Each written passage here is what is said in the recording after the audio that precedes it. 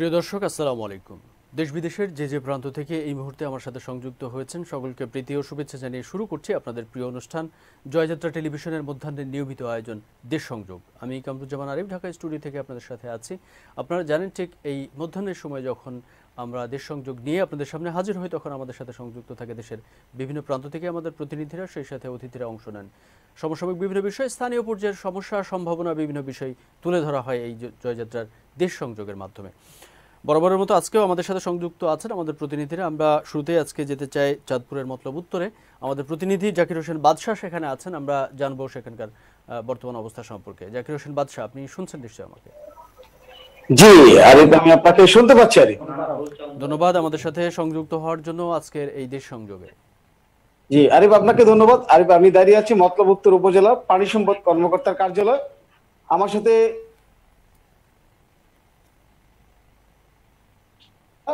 Doctor জনাব Faruk Ahmed.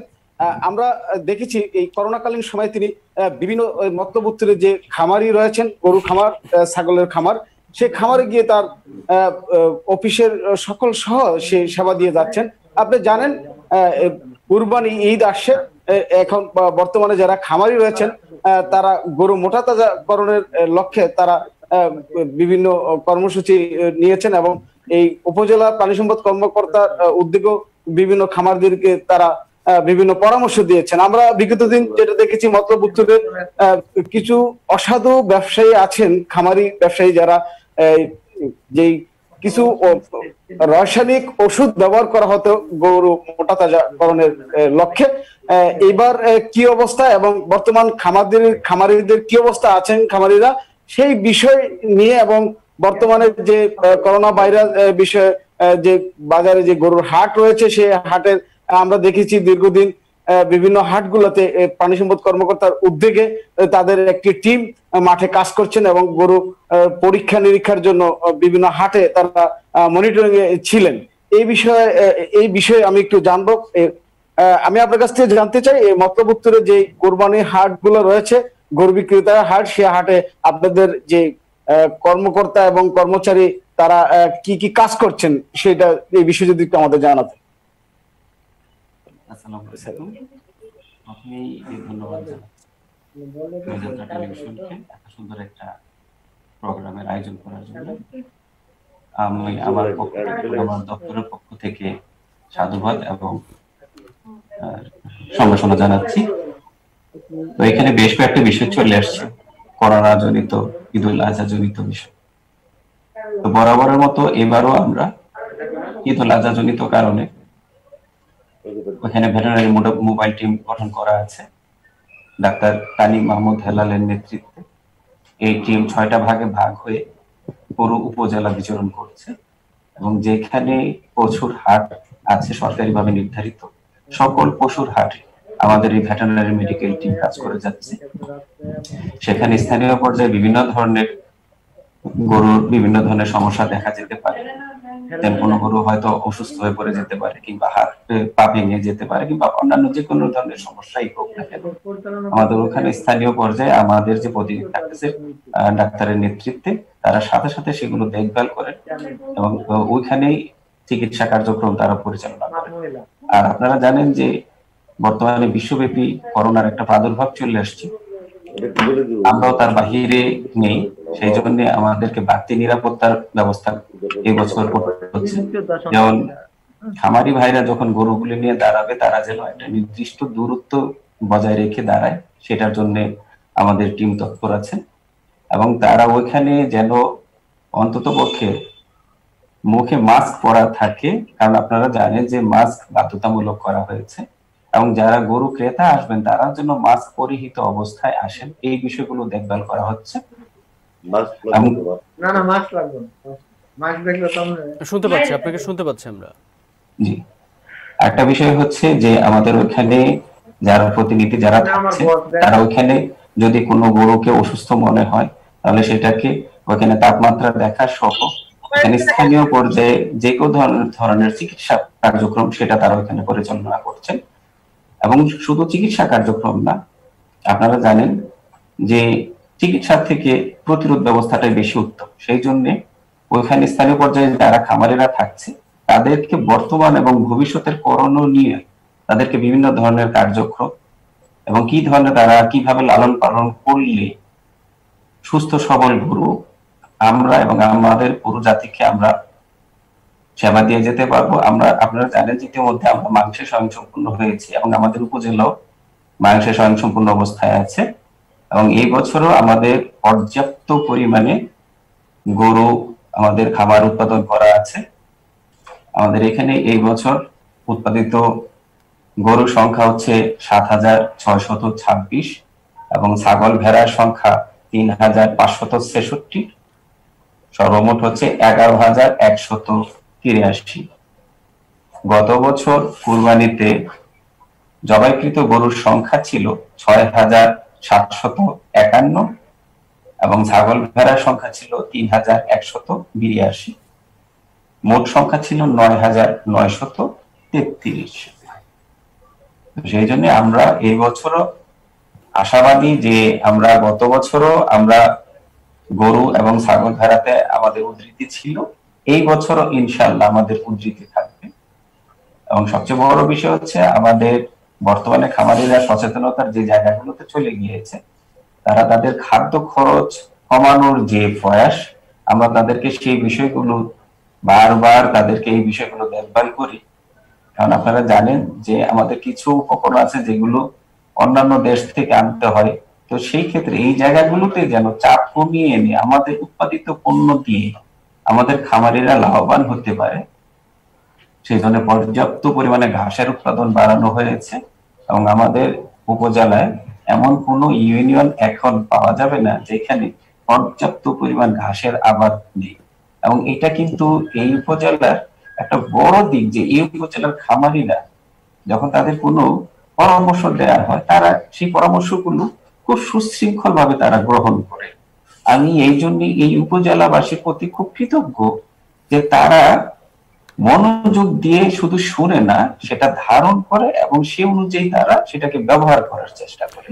Doctor Faruk Ahmed, আমরা একটু জানতে চাইবো যে যখন এই অবস্থা করোনা পরিস্থিতির ভিতরে আমাদের সামনে ঈদ এসে উপস্থিত হয়েছে, বন্যা পরিস্থিতির কারণেও আমরা সারা দেশেই অনেক জায়গায় প্লাবিত অবস্থায় আছে, বিভিন্ন মানুষ পানিবন্দী অবস্থায় আছে। এই অবস্থায় অর্থনৈতিকভাবে আমরা বড় ধরনের একটা ক্ষতির সম্মুখীন হয়ে আছি। বিশেষ করে যখন ঈদ সামনে এসেছে, তখন যেহেতু এটা কোরবানির ঈদ, কোরবানি কেন্দ্রিক একটা খামারিরা বড় ধরনের লোকসানের আশঙ্কায় আছে। এই অবস্থা আপনি বলবেন আপনাদের উপজেলার যে গরুগুলো পালন হয়েছে, গরু ছাগলগুলো পালন হয়েছে, সেগুলো এই কুরবানি উপলক্ষে তারা আসলে কতটুকু বিক্রি করতে পারবে, তারা যে উদ্দেশ্যে এই খামারগুলো তৈরি করেছে সেই উদ্দেশ্য কতটুকু সাধন হতে পারে? ধন্যবাদ আপনাকে সুন্দর একটা প্রশ্নের জন্য। আমাদের এই উপজেলাটা একটা নদী বেষ্টিত উপজেলা এবং এই উপজেলাটা অন্য উপজেলা থেকে একটু ব্যতিক্রম এই জন্য যে আমাদের এখানে উৎপাদিত পণ্য এখানে উৎপাদন হয় এবং এইখানে সে উৎপাদিত পণ্যগুলো ব্যবহৃত হয়। অন্য উপজেলার থেকে আমাদের আমদানি করতে হয় না বললেই চলে, বড় কিছু কিছু ক্ষেত্রে আমাদের উপজেলা থেকে বলা যায় আমাদের খামারিরা অন্যান্য উপজেলায় রপ্তানি করে। তো সেই ক্ষেত্রে আমাদের এইখানে যে খামারি পর্যায়ে যারা আছে এবং সাধারণ ব্যক্তিবর্গ যারা আছে, এরা এখনো এই যে বন্যার যে বিভিন্ন দিকে বন্যার যে প্রাদুর্ভাব জনিত কারণে যে পরিস্থিতি, আমাদের এই উপজেলাটা পুরোটাই হচ্ছে বেড়িবাঁধ দিয়ে বেষ্টিত এবং এখানে জনগণ এই বিষয়ে বেশ সচেতন এবং তারা যারা খামারি তারাও এই উপজেলার বাসিন্দা এবং যারা গরু ক্রেতা তারাও এখানে স্থানীয় বাসিন্দা। এবং এইখানে একটা বিষয় আমি এখনো যেটা লক্ষ্য করেছি, এখানে খামারিদের মধ্যে এখনো কিন্তু সে হতাশার চিহ্ন আমি এখনো দেখতে পাইনি। আমি গতকাল একটা খাবার এসে হাটে গিয়েছিলাম, ওইখানে আমি দেখেছি যে সাধারণ ক্রেতা যারা আসছে তাদের মধ্যে এখনো, যদিও পুরো দেশের একটা ক্রান্তির লগ্ন চলছে, কিন্তু এই উপজেলায় মানুষজন একটু ভিন্ন ধরনের, তাদের মধ্যে কিন্তু এখনো সে হতাশার চিহ্ন এখনো আমি তাদেরকে দেখতে পাইনি। সেই জন্য আমি এখনো আশাবাদী যে আমার এই উপজেলার খামারিরা সেই ক্ষতির মুখোমুখি হয়তো ভাবে হবে না, এটা আমার বিশ্বাস। জি, আর একটি প্রশ্ন, যখন এই বন্যা পরিস্থিতি, করোনা পরিস্থিতির কারণে মানুষ যখন করোনা কালীন সময়ে অনেকে এখন পর্যন্ত ঠিকভাবে বাইরে বের হতে পারছে না। মানুষ যতটুকু ফ্লেক্সিবলভাবে চলাফেরা করতো, স্বাভাবিক চলাচলটা এখন পর্যন্ত কিন্তু স্বাভাবিক হয়নি। মানুষের জীবনযাত্রার যে স্বাভাবিকতা দরকার সেটা হয়নি। এর আগে থেকেই আমরা শুনে আসছিলাম যে গোখাদ্যের একটা বড় ধরনের সংকট, বিশেষ করে বন্যা পরিস্থিতি যখন আমাদের সামনে এসেছে সেটা আরও বেশি খারাপ হওয়ার কথা। আপনার উপজেলার কথা বলবেন যে গোখাদ্যের কোনো ধরনের সংকট এখন আছে কিনা? অশেষ ধন্যবাদ আপনাকে। একটা কথা আমি একটু আগে বলেছি, সেটাকে আমি আবার যদি একটু টেনে নিয়ে আসি। আমার এই উপজেলাটা হচ্ছে বেড়িবাঁধ বেষ্টিত এবং এটা এত সুন্দর একটা উপজেলা, আসলে এখানে যদি কেউ না আসে তাহলে বুঝবেই না যে বাংলাদেশে এত সুন্দর একটা উপজেলা আছে। এখানে বেড়িবাঁধের ভিতরে কোথাও বন্যার যে চিত্র সাধারণত বাংলাদেশের বিভিন্ন জায়গায় দেখতে পাচ্ছি আমরা মিডিয়ার সাথে সম্পৃক্ত থাকার কারণে, এই চিত্রটা আমাদের উপজেলায় এখনো নাই। এবং আমাদের এই উপজেলায় পর্যাপ্ত পরিমাণে ঘাসের আবাদ করা আছে এবং আমার খামারি ভাইদেরই এগুলো উৎপাদিত। আমি কিছুক্ষণ আগে একটা উপজেলা ইউনিয়নে গিয়েছিলাম, সেখান থেকে ফিরতি পথে রাস্তার দুপাশে দেখেছি পর্যাপ্ত পরিমাণে নতুন ঘাসের কাটিং তারা লাগিয়েছে। তার মানে তারা নিজেরাই কিন্তু তাদের খামারের জন্য খাদ্যের স্বয়ংসম্পূর্ণতা অর্জন তারা নিজেরাই করে ফেলছে। এবং এই জন্য আমরা আশাবাদী যে আমাদের এই উপজেলায় অন্তত খাবারের সংকট হবে না। অনেক ধন্যবাদ ডক্টর ফারুক আহমেদ আপনাকে আমাদের সাথে সংযুক্ত হয়ে এতক্ষণ পর্যন্ত সময় দেওয়ার জন্য। আমরা এই মুহূর্তে যেতে চাই রংপুর থেকে আমাদের সাথে সংযুক্ত হবেন আব্দুর রহমান রাসেল। আমরা রাসেলের কাছ থেকে জানবো সেখানকার সার্বিক অবস্থা সম্পর্কে। আব্দুর রহমান রাসেল, আপনি শুনতে পাচ্ছেন নিশ্চয়ই আমাকে?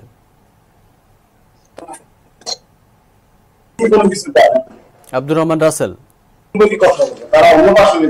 আমি যদি এবার যাই তাইলে যাবে, এই ছাড়া যাবে। আব্দুর রহমান রাসেল, আপনি শুনতে পাচ্ছেন আমাকে?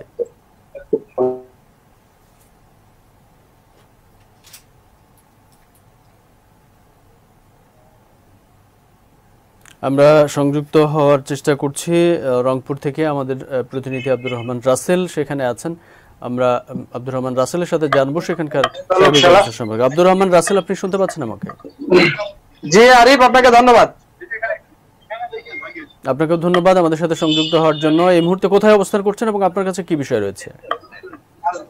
আরিফ, আমি বর্তমান অবস্থান করছি রংপুরের ডিসির মোড়ে, বঙ্গবন্ধু মুরালে। এখানে আমার সঙ্গে সংযুক্ত আছেন রংপুর জেলা আওয়ামী লীগের সভাপতি, স্বেচ্ছাসেবী লীগের সভাপতি সেক্রেটারি, ছাত্রলীগের সভাপতি সেক্রেটারি ও মানে নেতাকর্মীবৃন্দ। আজকে এই স্বেচ্ছাসেবক লীগের 26তম প্রতিষ্ঠা বার্ষিকী উপলক্ষে তারা মানে চারা রোপণ করছেন। তাদের যে অনুমতি, তাদের যে এই করোনা ভাইরাস মহামারী দুর্দিনের স্বাস্থ্যবিধি মেনে যে কার্যক্রম পরিচালনা করা, সেটিও তারা ইতিমধ্যে করে যাচ্ছে। আজকে আমরা কথা বলবো যে এই 26তম স্বেচ্ছাসেবী লীগের প্রতিষ্ঠা বার্ষিকী উপলক্ষে আসলে তারা এই করোনা মহামারী দুর্দিনে কিভাবে তারা এই মানে কার্যক্রম গুলো চালিয়ে যাচ্ছে। আসলে এই স্বাস্থ্যবিধি মেনে সবাইকে চলতে হবে, কারণ এই সামনে আরেকটা বিষয় আরিফ আপনাকে বলে রাখি, সামনে এই মানে ঈদ, এই পবিত্র ঈদুল আজহা, ঈদের যে পশুর হাট গুলো মানে ইতিমধ্যে রয়েছে, তারাও স্বাস্থ্যবিধি মেনে কাজ করছে, সেটিও মানে কার্যক্রম করতেছে স্বেচ্ছাসেবী লীগের যারা নেতা কর্মী তারা। আজকে আমরা কথা বলবো যে এই রংপুর জেলা আওয়ামী লীগের সভাপতি মমতাজউদ্দিন আহমেদের সঙ্গে, তার কাছে জানবো যে আসলে তারা কিভাবে এই বিষয়গুলো স্বাস্থ্যবিধি মেনে চলছে কিনা আর এই কার্যক্রম গুলো কিভাবে চালাচ্ছে। জি,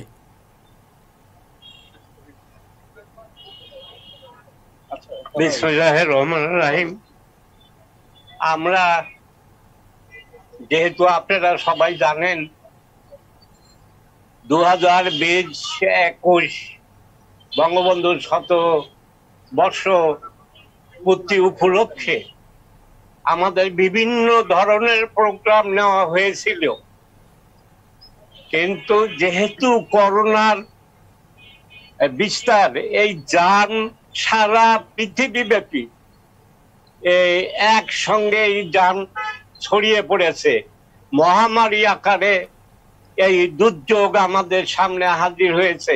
তাই আমরা আমাদের সকল প্রোগ্রাম কেন্দ্রীয়ভাবে আমাদের সভানেত্রী বাংলাদেশ গণপ্রজাতন্ত্রী বাংলাদেশ সরকারের মাননীয় প্রধানমন্ত্রী বঙ্গবন্ধু জ্যেষ্ঠ কন্যা, ওনার নিরলস প্রচেষ্টার মাধ্যমে অন্য কর্মসূচিগুলি আমরা বর্জন করেছি।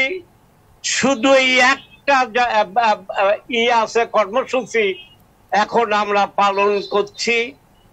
জননেত্রী শেখ হাসিনা বৃক্ষ রোপণের উদ্বোধন ঘোষণা করেছিলেন যেদিন গণভবনে, ওই দিন থেকেই আমরা সারা দেশব্যাপী উৎসব মুখর পরিবেশে বৃক্ষরোপণ কর্মসূচিটা কেন্দ্রীয়ভাবে দেওয়া হয়েছিল।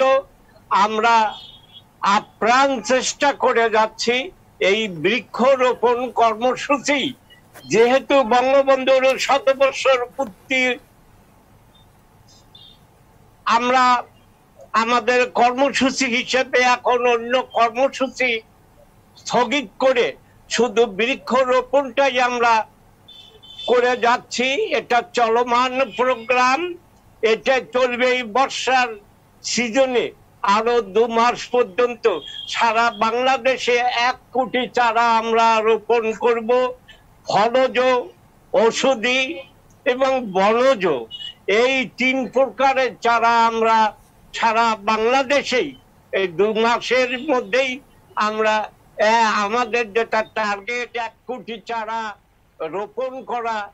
আমরা দেশকে সবুজ একটা দেশে যেন আমরা আচ্ছাদন করতে পারি, এই গাছগুলি রোপণ করে আমরা এর রক্ষণাবেক্ষণের দায়িত্ব আমরা লোকের কাছে বন্টন করে দিয়েছি।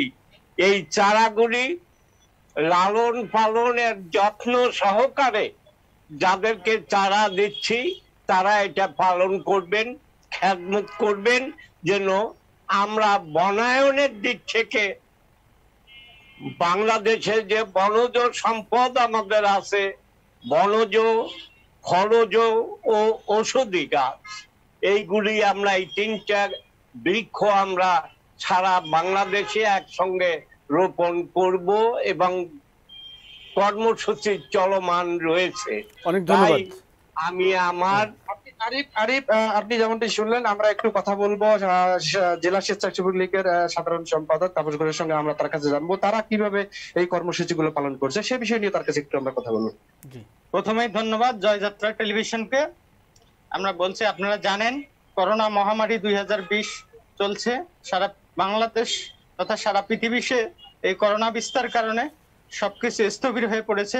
আমাদের জননেত্রী শেখ হাসিনা, বাংলার প্রধানমন্ত্রী দেশরত্ন শেখ হাসিনার নির্দেশে আমরা স্বাস্থ্যবিধি মেনে বাংলাদেশের পরিবেশের রক্ষার্থে আমরা স্বাস্থ্যবিধি মেনে তার নির্দেশে 2 কোটি সারা বাংলাদেশে 2 কোটি চারা রোপণ করব, যাতে ভবিষ্যতে আমাদের বাংলাদেশে পরিবেশ বিপর্যয় না ঘটে, আমরা সবুজ দেশ গড়ব, এই প্রত্যয় নিয়ে আমরা চলছি। অনেক ধন্যবাদ। আপনি যেমনটি শুনলেন, আপনাকে আমি একটি চিত্র দেখাবো যে আসলে এখানে স্বেচ্ছাসেবক লীগের যারা কর্মকর্তা আছেন, নেতা কর্মীবৃন্দ আছেন, তারা কিভাবে এই করোনা মহামারীর দুর্দিনে আসলে কাজ করে যাচ্ছে সে বিষয়টিকে আমরা দেখাবো। আসলে আপনারা দেখতে পাচ্ছেন যে এই যে মানে চারা, গাছের চারা বিতরণ হচ্ছে, তারা কিভাবে এখান থেকে নিয়ে যাচ্ছে, এটি আসলে তারা ওইভাবে বিভিন্ন পাড়া মহল্লায় বিভিন্ন জায়গায় রোপণ করবে, সেটিও তারা কার্যক্রম পরিচালনা করছে, সেটিও আপনাকে আমরা দেখাচ্ছি। আরেকটা বিষয় আমি বলি আরিফ, যে রংপুর একটি বিভাগীয় শহরে যদি সঠিকভাবে যদি তারা স্বাস্থ্যবিধি মেনে যদি আসলে কার্যক্রমগুলো পরিচালনা করে, তাহলে উপকৃত হতে পারবে বলে মানে স্থানীয়ভাবে জানিয়েছেন। অনেক ধন্যবাদ আব্দুর রহমান রাসেল আমাদের সাথে সংযুক্ত হয়ে সময় দেওয়ার জন্য, অনেক ধন্যবাদ। আমরা এই মুহূর্তে চলে যাই ময়মনসিংহের ভালুকাতে। আমাদের সাথে সংযুক্ত আছেন আরিফুল হক পলাশ। আমরা জানবো সেখানকার বর্তমান অবস্থা সম্পর্কে। আরিফুল হক পলাশ, আপনি শুনতে পাচ্ছেন নিশ্চয় আমাকে? আরিফুল হক পলাশ,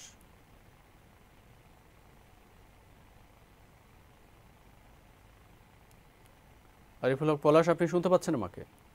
জি, আমি আপনাকে শুনতে পাচ্ছি। ধন্যবাদ আমাদের সাথে সংযুক্ত হওয়ার জন্য। জি, আপনাকেও ধন্যবাদ। আমি রয়েছি ভালুকা বাজার ব্যবসায়ী সমিতির সাধারণ সম্পাদকের ব্যক্তিগত কার্যালয়ে। আজকে আমাদের মাঝে অতিথি হিসাবে উপস্থিত রয়েছেন ভালুকা বাজার ব্যবসায়ী সমিতির সাধারণ সম্পাদক, বীর মুক্তিযোদ্ধা সন্তান ফজলুল আমিন লিটন। আমরা সরাসরি তার সাথে কথা বলবো। আসসালামু আলাইকুম। জনাব ফজলুল আমিন লিটন, আপনাকে অসংখ্য ধন্যবাদ আমাদের সাথে সংযুক্ত হওয়ার জন্য। ধন্যবাদ জয়যাত্রা টেলিভিশনকে আমাকে সুযোগ করার জন্য। ধন্যবাদ জি, আমরা আপনার কাছে একটু জানতে চাই, যেহেতু আপনি ব্যবসায়ীদের সংগঠনের সাথে সম্পর্কযুক্ত এবং ব্যবসায়ীদের নেতৃত্ব দিচ্ছেন, ঠিক এই মুহূর্তে আপনি বলবেন যে যখন করোনা পরিস্থিতির কারণে ব্যবসা বাণিজ্যের চরমভাবে ক্ষতিগ্রস্ত হচ্ছে সারা পৃথিবীর, সেখানে বাংলাদেশও কিন্তু এর বাইরে নয়, বাংলাদেশের ব্যবসা বাণিজ্য আজকে 5 মাস হয়ে গেল ব্যবসা বাণিজ্য অনেকটাই বন্ধ রয়েছে, যদিও কিছুটা খুলতে শুরু করেছে আস্তে আস্তে, তারপর অর্থনৈতিকভাবে আমরা কিন্তু অনেকটাই পিছিয়ে পড়ছি এই করোনাকালীন সময়। ঠিক সেই মুহূর্তেই কিন্তু আবার নতুন করে বন্যা পরিস্থিতি, সেই সাথে সামনে ঈদ, আসলে ব্যবসায়ীরা কেমন আছে ঠিক এই পরিস্থিতিতে? আসলে মানে করোনা পরিস্থিতি তো শুধু আমাদের বাংলাদেশের সমস্যা না, সারা বিশ্বের সমস্যা, সারা পৃথিবীব্যাপী এই করোনার সমস্ত জর্জরিত স্বাস্থ্য মানুষ। এখানে ভালুকা বাংলাদেশে ভালুকাতে করোনা রোগী তেমন নেই, আমাদের ভালুকাতে 400 অধিক করোনা রোগী রয়েছে, তার মধ্যে 3 জন মাত্র মারা গেছেন, আর বাকি সবাই সুস্থ হয়ে গেছে ইনশাল্লাহ। কিছু কিছু রোগী আছে যাদের চিকিৎসা চলছে। করোনা পরিস্থিতিতে সারা বিশ্বের ন্যায় বাংলাদেশের তথা ভালুকার ব্যবসায়ীরা বিরাটভাবে ক্ষতিগ্রস্ত হয়েছে। আমরা বিভিন্ন সময় প্রশাসনের সাথে সংযুক্ত থেকে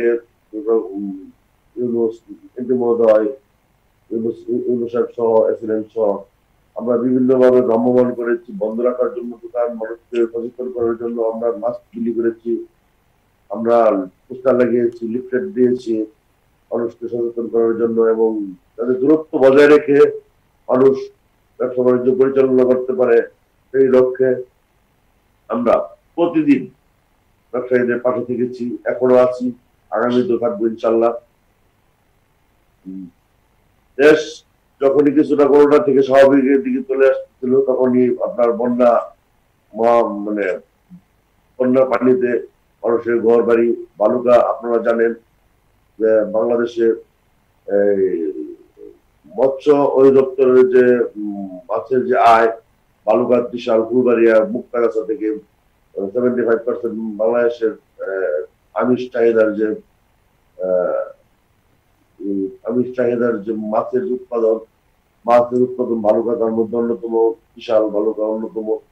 সেক্ষেত্রে ভালুকা এখন বন্যার কারণে ভালুকার মৎস্য চাষীরা ব্যাপকভাবে ক্ষতিগ্রস্ত হচ্ছে, এবং এই বন্যা অনেক বাড়িঘর, শাকসবজির ক্ষেত, আবাদি ফসলের জমি পানিতে তলিয়ে যাচ্ছে এবং মানুষ ক্ষতিগ্রস্ত হচ্ছে।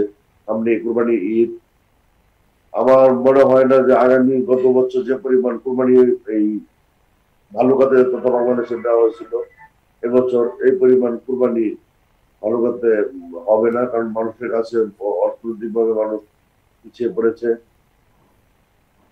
আমি চাই বাংলাদেশ আগামী দিনে মানুষকে আরো সচেতন করে ব্যবসা বাণিজ্য খোলা রেখে কিভাবে বাংলাদেশকে এগিয়ে নেওয়া যাবে। আমি ভালুকা বাজার ব্যবসায়ী সমিতির পক্ষ থেকে একজন মুক্তিযোদ্ধা সন্তান হিসেবে আমি আমার দেশের মাননীয় প্রধানমন্ত্রী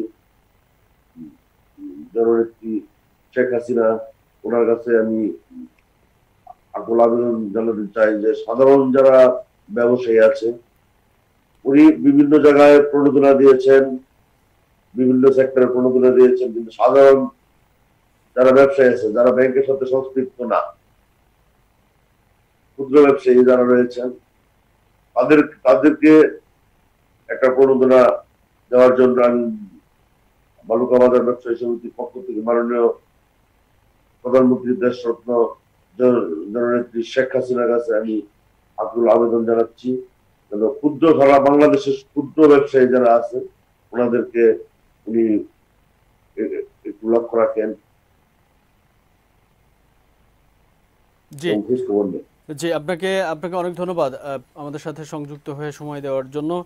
অনেক ধন্যবাদ জনাব ফজলুল আমিন। আমরা এই মুহূর্তে চলে যেতে চাই কুমিল্লার সদর থেকে আমাদের সাথে সংযুক্ত হবেন সাইফুল ইসলাম সুমন। আমরা কথা বলবো সেখানকার বর্তমান পরিস্থিতি নিয়ে। সাইফুল ইসলাম সুমন, আপনি শুনতে পাচ্ছেন আমাকে? জি আরিফ, আমি আপনাকে শুনতে পাচ্ছি। ধন্যবাদ আমাদের সাথে সংযুক্ত হওয়ার জন্য আজকের দেশ সংযোগে। জি আরিফ, আমি এই মুহূর্তে আছি কুমিল্লা শাসনগাছার কুমিল্লা সর্ববৃহৎ bus terminal Comilla Shasangachha bus terminal এলাকায়। আজ আমার সাথে অতিথি হিসেবে উপস্থিত আছেন কুমিল্লা জেলা বাস মালিক সমিতির মহাসচিব মোহাম্মদ তাজুল ইসলাম। আপনি জানেন যে 2 মাসেরও বেশি সময় গণপরিবহন বন্ধ থাকার পর আবারও স্বাস্থ্যবিধি মেনে সীমিত আকারে গণপরিবহন চলাচলের ঘোষণা দিয়েছেন সরকার। তো সেই ক্ষেত্রে আমরা এখন তাজুল ইসলামের কাছ থেকে জানতে চাইবো যে করোনা মহামারীর সময় কেমন ছিলেন তার বাস টার্মিনালের শ্রমিকরা, বা বর্তমানে বাস চালু হওয়ার পরে বা কেমন অবস্থান আছেন তারা, সেই বিষয়ে আমি জানতে চাইবো মোহাম্মদ তাজুল ইসলামের কাছ থেকে। জি ধন্যবাদ।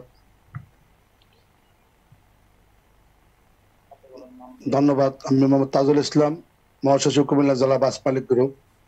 আজকে আমাকে কথা বলার সুযোগ দেয় জয়যাত্রা কর্তৃপক্ষ এবং অনুষ্ঠান প্রচারে যারা সবাই ধন্যবাদ জানাচ্ছি। আসলে বিগত 60 দিন এই করোনা ভাইরাসের কারণে বাংলাদেশের গণপরিবহন বন্ধ ছিল। বন্ধ থাকাকালীন আমাদের শ্রমিকদের, আমাদের অভিভাবক, কুমিল্লা 6 আসনের সংসদ বীর মুক্তিযোদ্ধা আকম বাহাউদ্দিন সাহেবের সহযোগিতা, জেলা প্রশাসকের সহযোগিতা, পুলিশ সুপারের সহযোগিতা এবং মালিক নেতৃবৃন্দ, আমাদের যে শ্রমিকরা আছে প্রত্যেককে আমরা সার্বিক সহযোগিতা করেছি। পরবর্তীতে 1 জুন থেকে আবার গাড়ি চালু হলো রাষ্ট্রীয় সিদ্ধান্ত অনুযায়ী স্বাস্থ্যবিধি মেনে, এবং 50 আসনের যে গাড়ি আছে তার অর্ধেক যাত্রী নিতে হবে, এই কথায় আমরা গাড়ি চালু করলাম। তখন আমাদের দূরপাল্লার গাড়ি এবং জেলার গাড়িগুলা দৌড়ে চালু করলাম। চালু করার পরে দেখা গেল দূরপাল্লা গাড়িতে কোনো যাত্রী আমাদের নাই।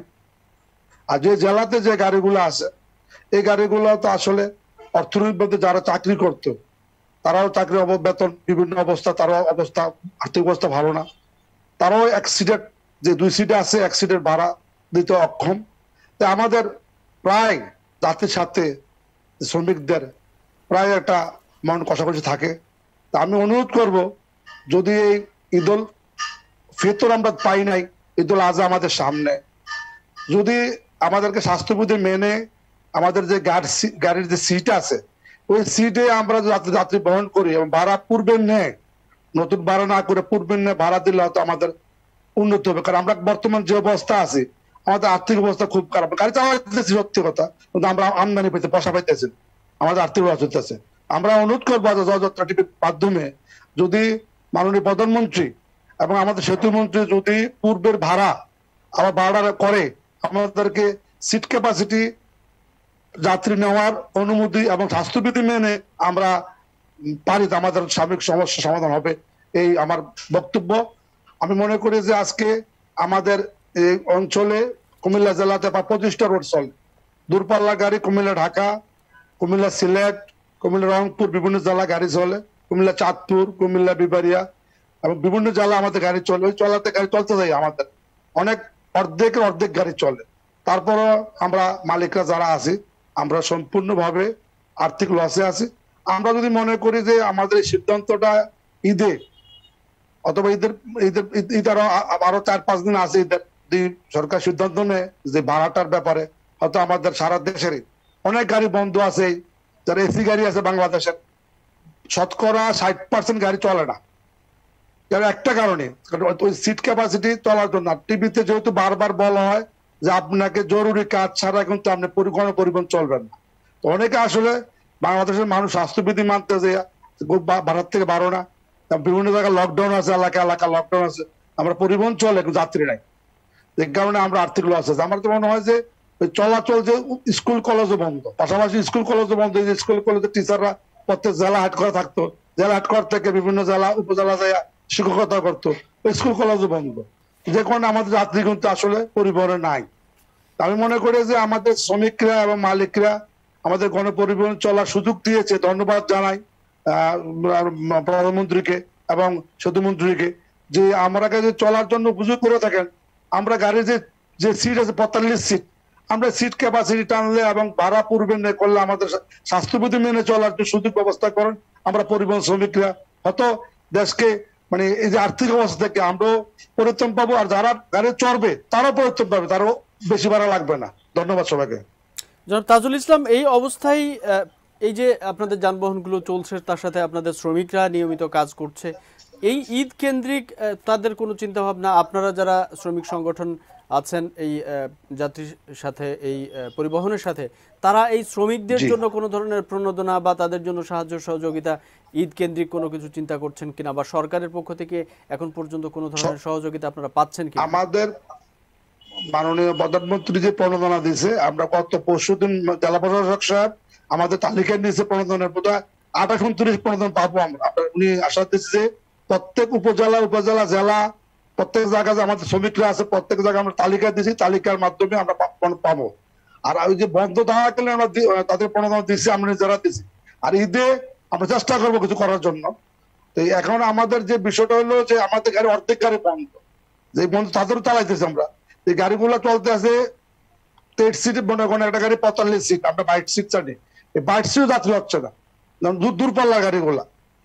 আর জেলার গাড়িগুলা আপনাকে মনে করেন যে আপনি স্বাস্থ্যবিধি মানতে চাই, যে অভিযোগ না, মানে এটা বলতে যে কারণে আপনি বাজার থেকে বার হয়েছেন, বাজার থেকে বার হলে বললেন ভাই বোন প্রথম স্বামী স্ত্রী আসলেন সিএনজি তো অটোতে, অত মারুতিতে গাদাগাদি অবস্থায়, বাসের বেলা এখন সিঙ্গেল সিট। তা আমরা হয়তো এটা শিক্ষা নিলাম, হয়তো মনে করছিলাম যে স্বাস্থ্যবিধি মানা ভালো হবে, কিন্তু বাসের বেলায় কিন্তু আয়া সিঙ্গেল সিট। যখন ভারতে বাড়িয়েছেন সিএনজি অটো রিক্সা অত ভারতীতে আয়া পরিবহনে উঠলেন, আবার নামলেন, আবার পর উঠলেন, তো গাদাগাদি অবস্থা। কিন্তু বাসের বেলা স্বাস্থ্যবিধি 100%। আমার মনে হয় যে এটা যেহেতু বাংলাদেশের মানুষ সবাই শিক্ষিত না, শিক্ষিত যারা আছে তারা এখন স্বাস্থ্যবিধি মানছে। তারা অনেকে বলে করোনা কি, ওরা বোঝে না আমার, কারণ সারা পৃথিবী কিন্তু করোনা নিয়ে আতঙ্ক, কিন্তু অনেক জায়গা আছে আমরা বুঝাতে চেষ্টা করতেছি যে মাস্ক ব্যবহার করো, স্যানিটারি ব্যবহার করো। আমাদের গাড়িতে স্যানিটারি ব্যবস্থা আছে, আমাদের টার্মিনালে বিভিন্ন হাত ধোয়ার ব্যবস্থা রাখছি আমরা। আমার মনে হয় যে আমরা সিটটা যদি দেয় আমাদের শ্রমিকরা এখান থেকে বেতন পাবে, আমরা পাবো। ধন্যবাদ। অনেক ধন্যবাদ জনাব তাজুল ইসলাম আমাদের সাথে সংযুক্ত হয়ে সময় দেওয়ার জন্য। আমরা এই পর্যায়ে চলে যেতে চাই সিরাজগঞ্জে। আমাদের সাথে সংযুক্ত আছেন সোহেল রানা মিলন। আমরা জানবো সিরাজগঞ্জের বর্তমান অবস্থা সম্পর্কে। সোহেল রানা মিলন, আপনি শুনতে পাচ্ছেন আমাকে?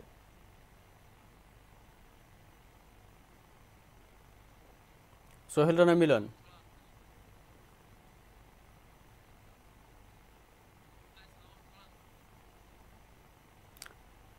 সোহেল রানা মিলন, আপনি শুনতে পাচ্ছেন আমাকে?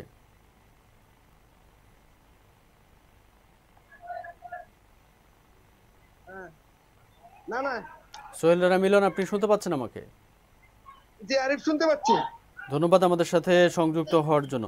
সোহেল রানা মিলন, এই মুহূর্তে কোথায় অবস্থান করছেন এবং আপনার কাছে কি বিষয় রয়েছে? ধন্যবাদ আরিফ।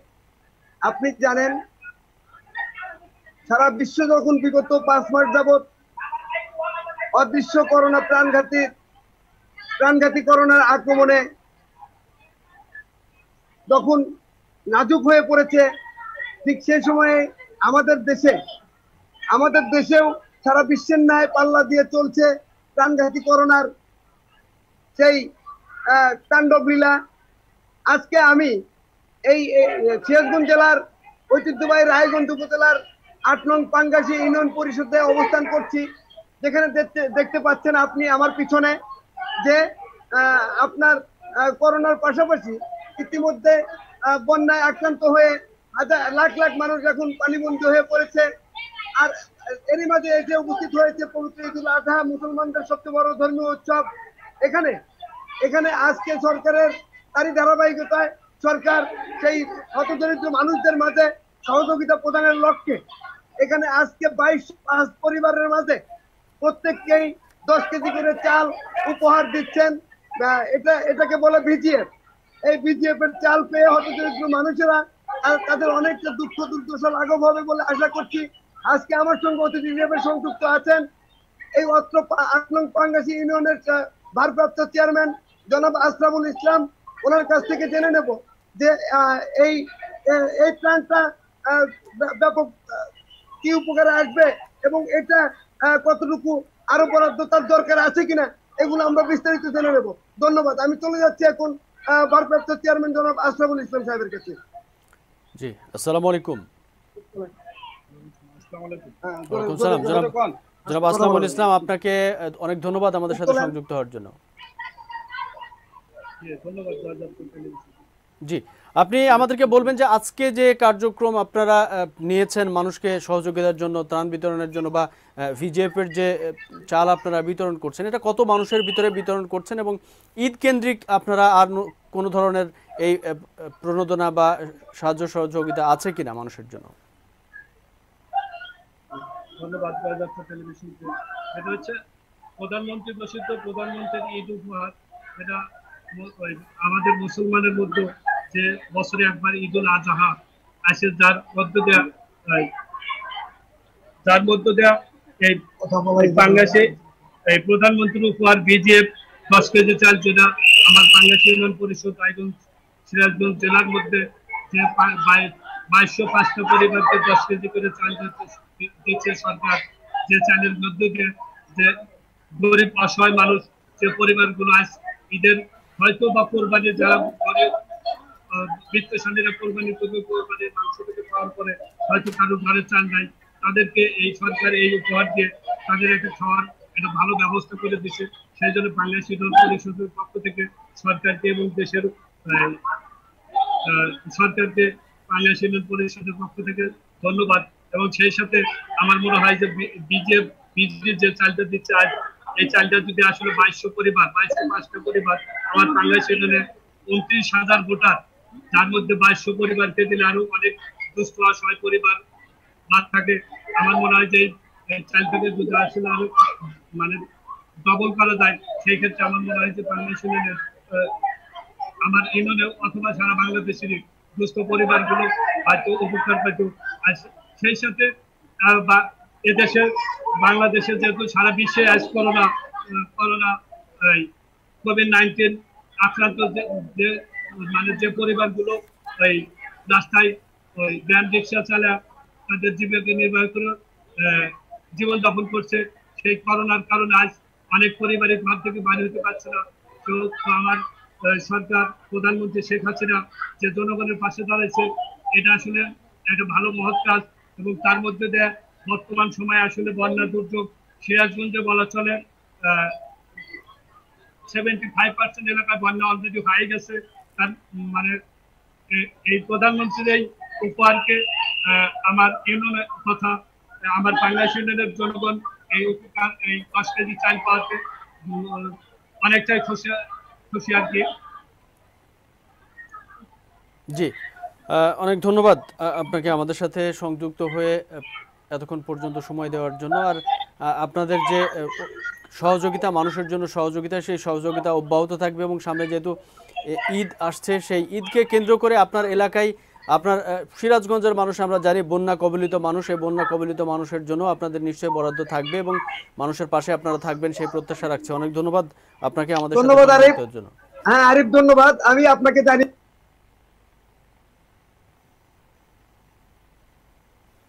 দর্শক, এই মুহূর্তে আমরা চলে যেতে চাই ঠাকুরগাঁও থেকে আমাদের সাথে সংযুক্ত হবেন জাকির হোসেন। আমরা জানবো সেখানকার বর্তমান অবস্থা সম্পর্কে। জাকির হোসেন, আপনি শুনতে পাচ্ছেন আমাকে?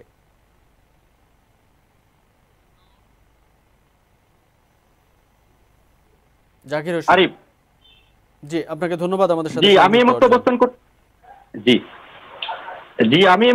করছি ঠাকুরগাঁও জেলার তিরকুট উপজেলায় বোর্ডহাট নামক স্থানে। আজকে ঠাকুরগাঁওর করোনার সর্বশেষ পরিস্থিতি হচ্ছে মোট আক্রান্ত 335 জন, সুস্থ হয়ে বাড়ি ফিরে গেছেন 255 জন, আর মৃত্যু হয়েছে 6 জনের। এ তথ্য নিশ্চিত করেছেন Thakurgaon civil surgeon doctor Mahfuzur Rahman সরকার।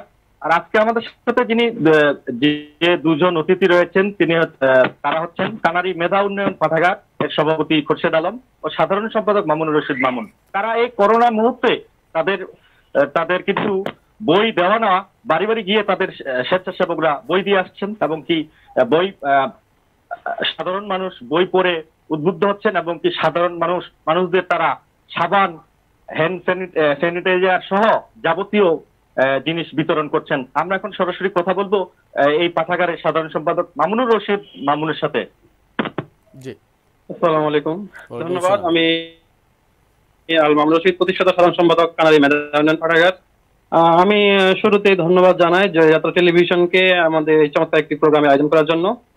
আমি বলতে চাই আমাদের এই পাঠাগারটি প্রতিষ্ঠিত হয় 2008 সালে। প্রতিষ্ঠার লগ্ন থেকে এই পর্যন্ত আমাদের পাঠাগারে আমরা প্রায় 2000 বই সংগ্রহ করেছি সরকারি এবং বেসরকারি পর্যায়ে। আমাদের কার্যক্রমের মধ্যে এই করোনা ভাইরাসে আমরা মাস্ক বিতরণ করেছি এবং মসজিদে হাত ধোয়ার জন্য সাবান বিতরণ করেছি, এবং যারা এই বাড়িতে অবস্থান করছে তারা যেন বিরক্ত না হয় সেজন্য আমরা বাড়ি বাড়ি এই পাঠকের জন্য আমরা বই পৌঁছে দিয়েছি। তারা বই পড়ে এখান থেকে অনেক উপকৃত হচ্ছে, এবং এলাকার যে তরুণ সমাজ যারা ঘুরে বেড়ায়, যারা এই মাদকের নেশায় আচ্ছন্ন, যারা ক্যারাম খেলে সময় নষ্ট করে, টিভির আড্ডায় সময় নষ্ট করে, যারা মানে বই পড়ার প্রতি অনীহা প্রকাশ করে, এই সমস্ত ছেলেগুলোকে নিয়ে এসে আমরা পাঠাগারে আমরা বই পড়ার জন্য উদ্বুদ্ধ করি, তাদেরকে বই পড়ার সাজেস্ট করি। আমরা আমাদের এই পাঠাগারে মুক্তিযুদ্ধের উপরে, আইনের উপরে, সাহিত্যের উপরে, বিজ্ঞান বিষয়ের উপরে আমরা বই রেখেছি, এবং পাঠকের চাহিদা অনুযায়ী আমরা বই সরবরাহ করে থাকি। জি, অনেক ধন্যবাদ আপনাকে। জাকির হোসেন। আরিফ আমাদের সাথে আরেকজন অতিথি রয়েছেন। তিনি বীর মুক্তিযোদ্ধা খোরশেদ আলম, তিনি এই পাঠাগারের সভাপতি। তিনি একটু আসসালামু আলাইকুম। আসসালামু আলাইকুম। ওয়ালাইকুম আসসালাম। জনাব খোরশেদ আলম, আপনাকে ধন্যবাদ। কানাড়ি মেধা উন্নয়ন পাঠাগারের সভাপতি। এটা 2008 সালে স্থাপিত করেছি বহু পরিশ্রমের বিনিময়ে। এখন আমরা এই যে করোনা ভাইরাসের জন্য প্রতি মসজিদে হাত ধোয়ার সাবান এবং মাস্ক, এবং যারা ছেলে ওই যে বেকার সময় নষ্ট করে ডায়ালে যুক্ত হয়, এদিক ওদিক তাস খেলায়, তাদেরকে আমরা ওই পাঠাগারে ডাকে ডাকে বই পড়ার জন্য তাদেরকে এই অনুমতি দিই, এবং তারা 1 ঘন্টা 8 ঘন্টা বই পড়ে। এবং পাঠাগারে আপাতত বর্তমানে আমাদের 2000 বইয়ের উপর, এবং ইতিপূর্বে সরকার কিছু আমাদেরকে অনুদান দিচ্ছে।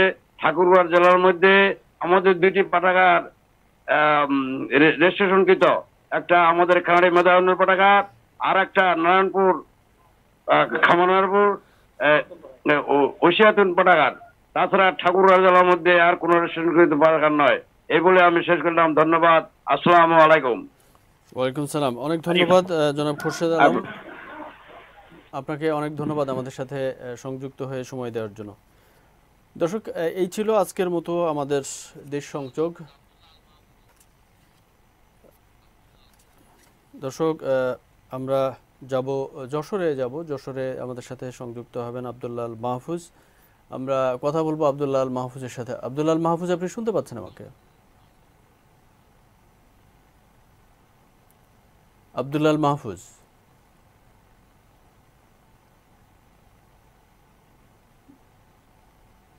ধন্যবাদ আমাদের যুক্ত করার জন্য। আমি আজকে যশোরের জেলা শিক্ষা অফিসে আমাদের সঙ্গে যুক্ত আছেন যশোর জেলা শিক্ষা অফিসার। আমরা কিন্তু অন্য যে জেলা রয়েছে তার থেকে যশোরে একটু ভিন্ন উদ্যোগ গ্রহণ করা হয়েছে করোনাকালীন শিক্ষা ব্যবস্থা নিয়ে। এখানে কিন্তু সংসদ টেলিভিশন এবং বাংলাদেশ টেলিভিশন ছাড়াও সিটি কেবলের মাধ্যমে শিক্ষার্থীদেরকে পাঠদান করানো হচ্ছে, এবং এর সুফল কিন্তু ছাত্রছাত্রীরা পাচ্ছে। সার্বিক বিষয় নিয়ে আমাদের সঙ্গে কথা বলবেন যশোর জেলা শিক্ষক। জি, আসসালামু আলাইকুম। আসসালামু আলাইকুম। টিভিকে ধন্যবাদ, এবং আমাদের মাননীয় প্রধানমন্ত্রী ও আমাদের মাননীয় প্রধানমন্ত্রীর তথ্য উপদেষ্টা সদীপ ওয়াজেদ জয়, এবং আমাদের মাননীয় শিক্ষা মন্ত্রী এবং শিক্ষা সচিব মহোদয় সহ সকলকে ধন্যবাদ জানাই। আমাদের এই শিক্ষা বান্ধব সরকারকে আমরা ধন্যবাদ জানাই যে করোনাকালীন আমাদের শিক্ষা ব্যবস্থা ভঙ্গুর অবস্থায় পরিণত হয়েছিল। এই শিক্ষা ব্যবস্থাকে টিকিয়ে রাখার জন্য, অব্যাহত রাখার জন্য, শিক্ষার্থীদের শিক্ষা ধারাকে অব্যাহত রাখার জন্য 19 মার্চ থেকে সংসদ বাংলাদেশ টেলিভিশনের মাধ্যমে শ্রেণী কার্যক্রম, পাঠদান কার্যক্রম চলে আসছে। তারই ধারাবাহিকতায় এবং স্থানীয় চাহিদার প্রেক্ষিতে যশোর কেবল টিভি নেটওয়ার্কের সহযোগিতায় যশোর 8টি উপজেলায় প্রত্যন্ত অঞ্চলেও এই কেবল টিভি নেটওয়ার্কের মাধ্যমে প্রায় 2 লক্ষ শিক্ষার্থী এই শিক্ষা কার্যক্রমের আওতায় আসছে। আমরা এই কার্যক্রমগুলি অব্যাহত রেখেছি। গত 26শে জুলাই থেকে এই কার্যক্রম চলে আসছে, এবং আমাদের হোম ভিজিট কার্যক্রমও চলে আসছে। এই কার্যক্রমগুলোকে আমরা অব্যাহত রাখতেছি যে শিক্ষার্থীদের কিভাবে তাদের শিক্ষা জীবন থেকে যেন তারা ধরিয়ে না পড়ে, আমাদের ড্রপ আউটের সংখ্যা যেন বৃদ্ধি না পায়, এই জন্য তাদের শিক্ষার ধারাবাহিকতা অব্যাহত রাখার জন্য আমরা এই কার্যক্রমগুলি অব্যাহত রেখেছি। এই বিষয়ে আমাদের জেলা প্রশাসন এবং আমাদের আঞ্চলিক পরিচালক মহোদয় সার্বিক সহযোগিতা করছে এবং আমাদের শিক্ষার্থীদের ভিতরে এটা একটা অভূতপূর্ব সাড়া জাগিয়েছে। কারণ অনেক অভিভাবক আমাদের কাছে একটা বিষয়ে আপত্তি জানিয়েছিলেন যে ফেসবুকের মাধ্যমে এটা প্রচার করলে শিক্ষার্থীদের ক্ষতি হওয়ার সম্ভাবনা থাকে, কারণ আমরা বলতেছি স্মার্টফোন শিক্ষার্থীদের হাতে না দেওয়া ভালো। তারই ধারাবাহিকতায় আমাদের জেলা আইন শৃঙ্খলা সভার সদস্যদের চাহিদার প্রেক্ষিতে যশোর কেবল টিভি নেটওয়ার্কের মাধ্যমে এই কার্যক্রমটা আমাদের সফলভাবে 8টি উপজেলায় পরিচালিত হচ্ছে এবং শিক্ষা কার্যক্রম আমাদের ভালোভাবে চলছে। ধন্যবাদ। আপনাকেও ধন্যবাদ আমাদের সাথে সংযুক্ত হওয়ার জন্য, সময় দেওয়ার জন্য অনেক ধন্যবাদ। দর্শক, এই ছিল আজকের মতো আমাদের দেশ সংযোগ। আগামীকাল ঠিক একই সময়ে আবারও আপনাদের সামনে হাজির হব। সে পর্যন্ত আপনারা ভালো থাকবেন, সুস্থ থাকবেন এবং নিরাপদে থাকার চেষ্টা করবেন। আল্লাহ হাফেজ।